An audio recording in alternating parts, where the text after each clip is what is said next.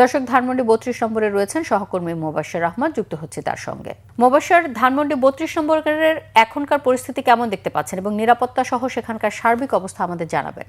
যেমনটা বলছিলেন, আসলে ধানমন্ডি ৩২ নম্বরের বর্তমান যে পরিস্থিতি সেটি হলো যে এখানে মানে সকাল থেকে অবস্থান করছি। সকালে আরো লোক কম ছিল, এখন আসলে এখানে লোক নেই বললেই চলে। অর্থাৎ সাধারণ যে মানুষ তাদের উপস্থিতি এখানে একদমই নেই। এবং এই জায়গায় যারা অবস্থান করছে তারা বেশিরভাগই গণমাধ্যম কর্মী। এবং এই ধানমন্ডি ৩২কে কেন্দ্র করে নিরাপত্তার বিষয়টি যদি আমি আপনাকে বলি, ধানমন্ডি ৩২-এর এই যে এই রোডটি কিন্তু আসলে দুই দিক থেকেই আসলে বন্ধ করে দেওয়া হয়েছে। আমরা যে দিক দিয়ে, অর্থাৎ ৩২-এর মূল মোড়, রোডটি কিন্তু আসলে দুই দিক থেকেই আসলে বন্ধ করে দেওয়া হয়েছে। আমরা যে দিক দিয়ে, অর্থাৎ ৩২-এর মূল মোড়, ওদিক দিয়ে যখন ওই দিকের যে রাস্তাটা সেই দিকে বন্ধ, এবং এদিক দিয়ে ঢুকে যখন অপোজিট দিক দিয়ে যখন বের হবে আসলে সেই জায়গাটাও বন্ধ করে রাখা হয়েছে। অর্থাৎ এই জায়গাটিকে এক ধরনের নিরাপত্তাই রাখা হয়েছে। অর্থাৎ যেই পতিত আওয়ামী সরকারের আমলে যারা এখানে আসলে ওদের কোনো নেতাকর্মী যেন এখানে প্রবেশ করতে না পারে,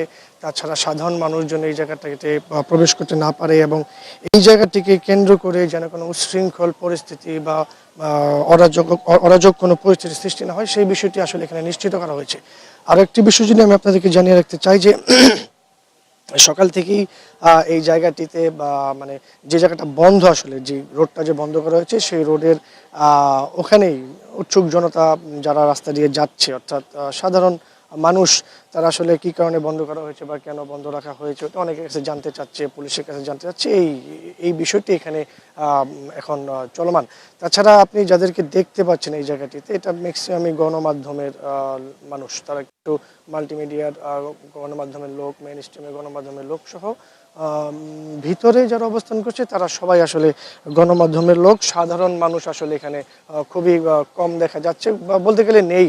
পাশাপাশি যেহেতু সরকারি ছুটির দিন, আজকে শুক্রবার,